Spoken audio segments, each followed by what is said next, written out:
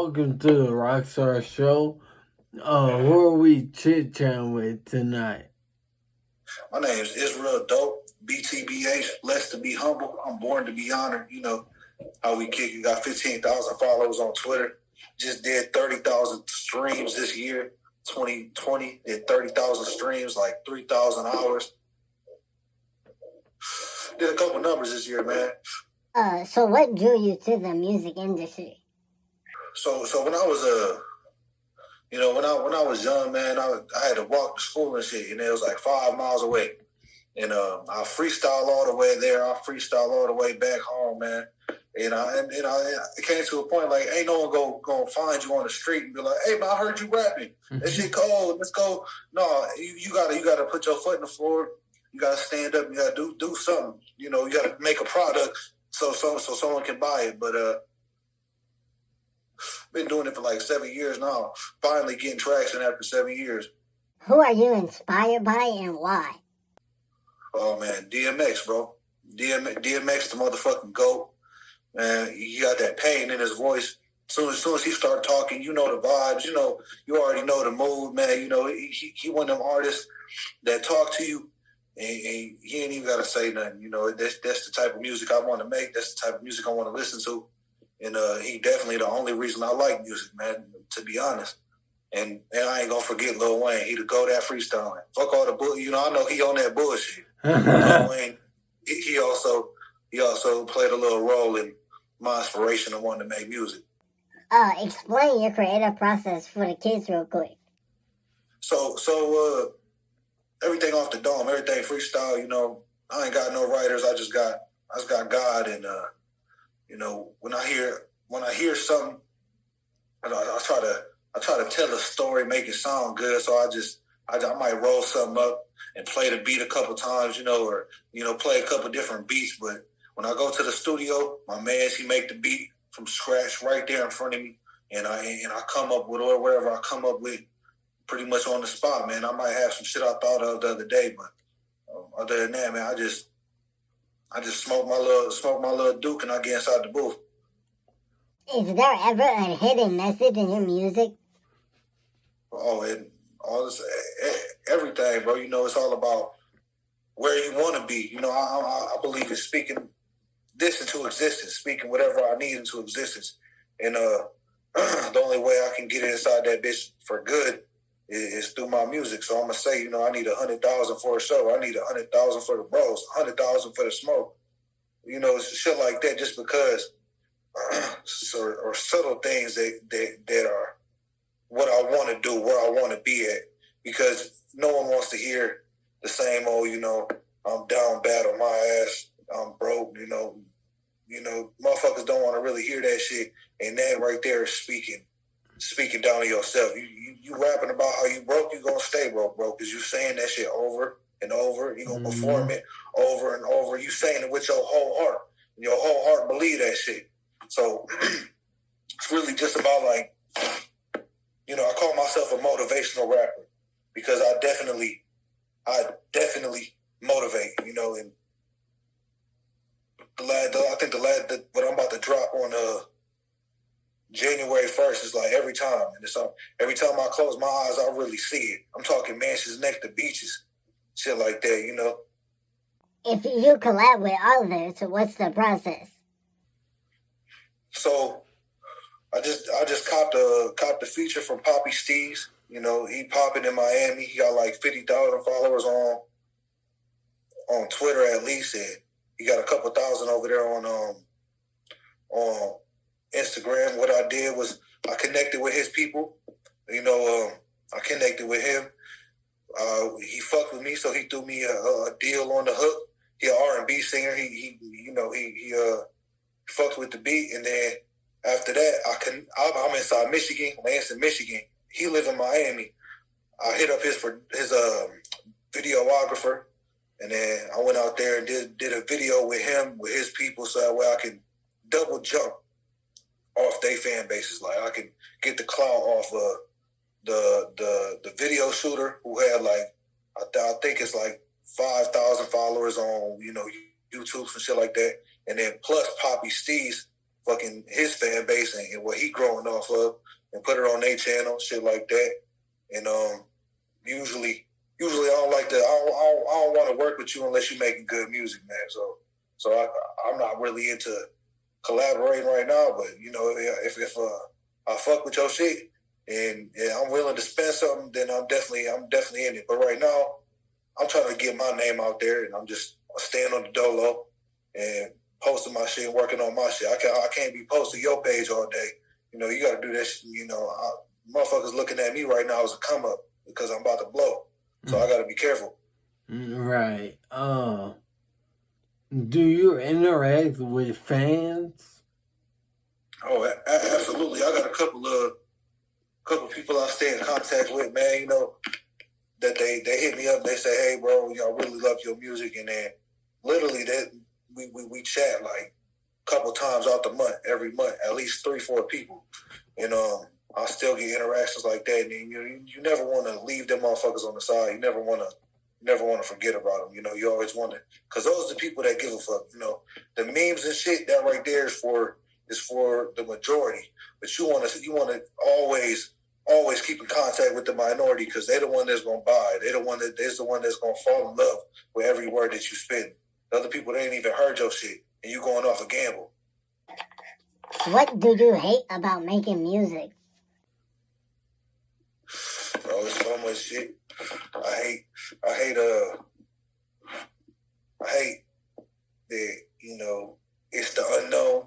I hate that you are inside of a fucking mystery box the whole time, and you know, it's just you gotta have hope that one of these bitches gonna blow. You gotta have hope, you know. And also, I hate that if you stop, like if I take a break right now, motherfuckers gonna forget about you. They're gonna put you in the back of their mind. You know, you're not even relevant no more. So much people pop out with a different song, with a different, you know, people don't even listen to the same artist anymore. They on to a different artist the next week. So it's really about the consistency, because, you know, all you gotta do is finish building that house, bro. Do you ever get performance anxiety? So me, I got regular life anxiety, you know, and but as an artist, you can't have that, you know. Even if you have it, you gotta forget about that shit. You gotta be out there shaking people's hands. You gotta real life just bring that inner artist out yourself, you know. And the moment you inside of it, I forget about it. Like the moment shit start happening, you know. Of course, before the initial interaction, you got the butterflies. You sitting there low key sick to your stomach. You can't even. You not even. I don't drink nothing like that, bro. Like before a performance, all I do is just couple, you know, blunts, and then after that we keep it pushing. But you know, I think that's gonna happen for everybody, even famous people. But inside my city, like I did a couple shows. I didn't like how the shows were being done, so what I started doing, and this really helped me fight my anxiety, is I put up my own shows. And when I put up my own shows, I bring out a comedian, 2 comedians, and then like 2-3 other artists. So that way, you know, you real life, it's like a cool ass hip hop show. You got the comedians up there doing they dance. You sitting back enjoying. You know, you might be drinking a little bit at the club, wherever the fuck you at. You chilling, and then we throw the music at you like in the middle of that shit, and that shit hard. We don't fuck with no. You can't come up here with. You just started rapping last week. This your first show. You got to be able to come through your fucking dignity. And I did that all 2019. Like that shit was hot. Had a couple at this 420 club. It was like the only club in Lansing that you could smoke weed at. And so of course the comedians and the music played perfect fucking together. And so like really it was about putting everything aside and focusing on what you really have to do. Because if you're not willing to do, if you ain't willing to step out your comfort zone and beat your anxiety, you're never gonna have the opportunity, because you can't give it to yourself. You know, you letting yourself down by letting your feelings get the best of you. Mm-hmm. What advice do you have for the youngins? Man, well, start that shit right the fuck now. Every dollar you have, put that shit right in it, bro. Spend that shit while you got that shit. You don't want to be in your 30s trying to be a rapper, bro. You want to be in your 30s living off that rap money. You know, like that. I started when I was in fucking like high school, and bro, like had my own studio and everything. It doesn't fucking matter. It doesn't matter how much music you make. It doesn't matter how much fucking money you put inside this shit. How much money you put into it. So if you make a song, bro, and you young, you better go fucking put every dollar on that bitch and just keep on grinding. You know, and also find the right producer. I know a lot of motherfuckers be buying their shit online, this and that. That's cool, bro. But you need a local producer you can work with, and that's gonna help you find your sound. You know, I've been doing music for a minute and didn't really have that perfect me until I started interacting with other people. Like, you know, he would introduce me to other artists. He would, when I go there, there's other fucking opportunities besides me standing in my room with my microphone. And then also he knows what the fuck he's doing. You don't know what the fuck you're doing. You pay that fucking money, bro. Just get your shit right. Because at the end of the day, you're gonna be so fucking hurt if you didn't. What do you feel is your best song and why? Man, it was crazy, man, because like every song I put out, I feel like that's better than the last, man. So right now it's whatever I just dropped. That shit go. But 2021, I got some shit that's about to shake my world. That's about to change my life, and I'm about to go broke over that shit so I can get rich over that shit. Do you think you can get better as an artist, and how do you attack such a task?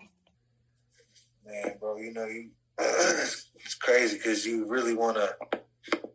I feel like you always want to be better. You know, like you could make the coldest song in the world, and when you listening to that bitch, everyone like, oh, bro, that shit slap. And you like, I could have done this though. You know, like, you know, I wanted to do this though, but you know, it is what it is, and you take it as you take it because you ain't gonna be in that vibe the second time around. You know, that first take, that, you know, them bitches go.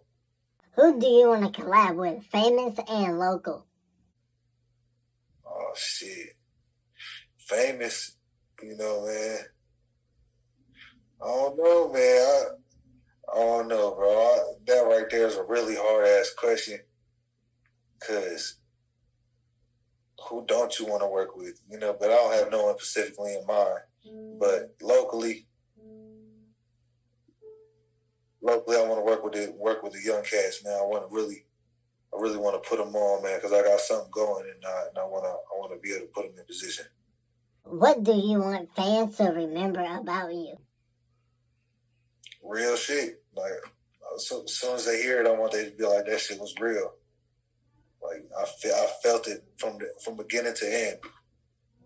What song do you want people to think about when they hear news about you?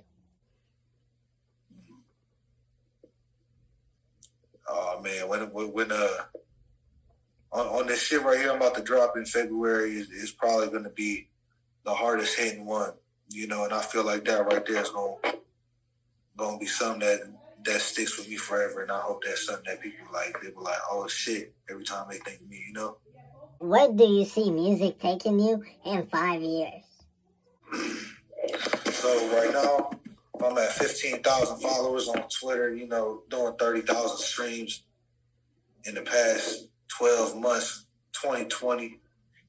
I believe that shit's gonna fucking be through the roof, you know. Next year, I'm probably gonna be on some people's charts. By 2023, I'm probably gonna be on Billboard charts. On 2024, I'm probably gonna be rich forever. And I just plan on doing my money right, man. 5 years from now, I definitely want to be on top of the world. You know, better than I can ever imagine. Yes, sir. Well, thank you for chit-chatting with the RokStar. Be safe. Hey, man, send me some of your music too, bro. I really appreciate you.